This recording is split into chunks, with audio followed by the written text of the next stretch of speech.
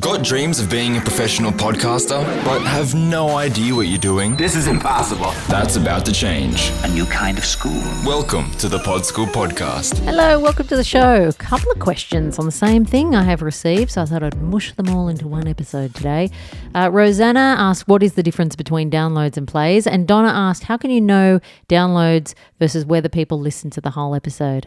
The magic of podcast analytics. It is unfortunately not as transparent as we would hope. However, it is pretty good, and a lot of people whinge about podcast analytics, but there's a lot of people spend a lot of money on outdoor advertising, and do you know if anybody looked at that? Or do you just know how many people might have driven by? I'm sure there's probably some way to digitally measure how many cars went by, but do you know who looked at it? I don't know. You know, podcasting has pretty good analytics compared to some of the ways that advertisers buy things. And it's usually the advertisers, that complain about these kind of things. Understandably, I get it. You need to show ROI. It's very important. But at the same time, I think that while there is always room for improvement, we do have some better metrics than some of the other mediums out there. However, having said that, there are some limitations to how we look at things. Now, the first thing I would say is that a stream doesn't really exist in podcasting. It feels like you are streaming a podcast the way that you listen to it because, if you go into your podcast app, you press play, you don't go in and physically download the file and listen to it. But what is happening behind the scenes is that file is being downloaded.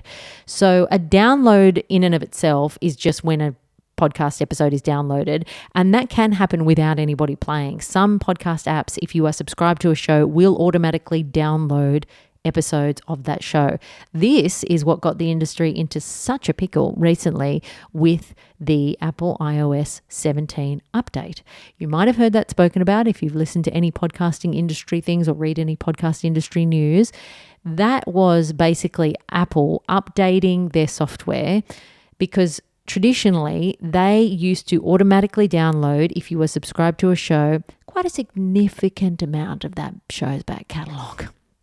Now, those weren't real listens. Nobody was listening to an episode of your show from 2019, even though in the back end of your podcast host it said that they were. That was likely a podcast app like Apple automatically downloading that episode, but it counts as a download. And that is what the industry goes by in terms of measurement.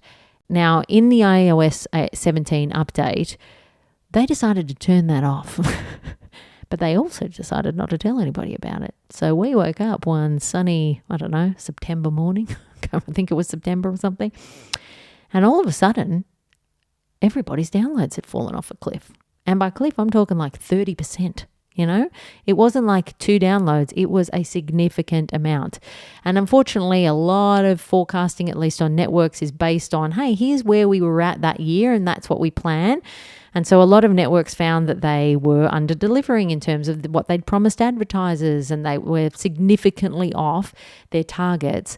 If you are an at-home podcaster, that's devastating in a way because, you're looking at every download and every download counts. If you're a network, you've got a lot of obligations to advertisers, download goals, all of those kind of things. So those kind of things happening overnight can really stuff with you. And I can tell you, it did stuff with us and the industry as a whole. So that is what a download is in terms of it happening automatically. That still happens on some apps. It doesn't happen to the extent that it did. In terms of that update, it was a good thing because there's no point in having a bunch of downloads that aren't real. It was good. The main issue that the industry had with it was that it just happened like a little surprise. We got a little gift one morning and it was a poo in a bag. So, the upshot of that is that we now have a much cleaner system in the back end. You're not downloading multiple episodes. It's still not perfect. There are still auto downloads that happen. And so, yes, there are some shows that get downloads that might not be listened to, and you still can't tell if somebody has actually listened to an episode if it's downloaded, but it's better than it was. The plays thing, when you are pressing play, that is like a user-generated download. So it is still downloading the file, but it has been downloaded because somebody pressed play. So it feels like a stream to you, but it's actually still downloading in the back end. So we term like a listen or a play as when somebody has actually physically listened. In apps like Spotify and Apple, where they have first-party data, where people are logged in, they can tell what those people are doing. There is much more information about, has this person actually listened? How much have they actually listened to? That is much harder to get from your podcast host, where these platforms don't pass that data through. So you can often go into your podcast platforms like Spotify and Apple and go into their podcaster dashboards and actually see some better analytics than you can get in your podcast host. And if you have like 80% of your audience on Spotify, that can be a really decent measure of your audience when you just go into Spotify and look at those analytics and look at your consumption data and how many people are listening to your episodes, because that is actually the majority of your listeners are on that platform. Where it becomes difficult is when you're kind of going in and getting that consumption data, but only 7% of your audience listen on Spotify. So it's quite hard to extrapolate that out to your entire audience, you know. But yes, that is a download. It can happen automatically, or it can happen via somebody pressing play, and a stream doesn't really exist, because even if you are pressing play and streaming and having a streaming experience, you are still actually downloading a file.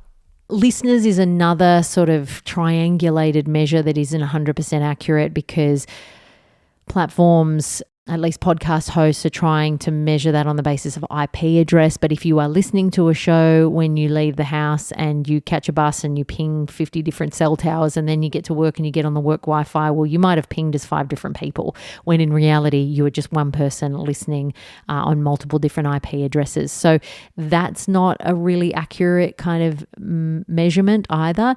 There are a lot of platforms that are coming out now that are trying to fix this sort of problem of attribution and did somebody actually listen, and there's so much work going into the space. This is often what happens. This wasn't a problem at all, right, before advertisers came into the space, and then all of a sudden advertisers want answers, understandably, because they're dealing with big budgets and they're like, I'm not going to spend my money again with you if I don't know that it was worth spending my money with you. This is where kind of effectiveness studies and doing some work at the end of a campaign can be really helpful, because you can survey your audience and see if that advertising made an impact. But still, the majority of people just want to know, did a lot of people listen to this? And so there is a lot of work being done to try and get a more accurate measure of that. But at the moment, it's, sort of accurate-ish. You can tell that a file was downloaded, but can I tell you 100% that somebody listened to it? No, I can't. So that's a bit of a bummer, because if you have 100 downloads on your episode, that doesn't mean that 100 people listen to it, or that even 50 people listen to it twice.